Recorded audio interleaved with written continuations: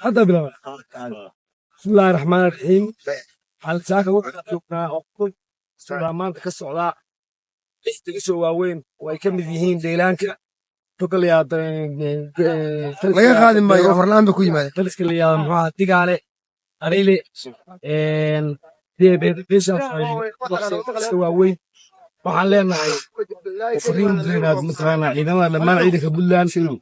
insha Allah billahi kala waa ku qeysanaynaa marka meelaha joogto waxaan leenahay wax iska celi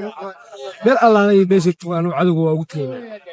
ciidanku isaga ku tagaya waan riyaay ka laga nadiifiyo ciidanka ilaahay ka dhigo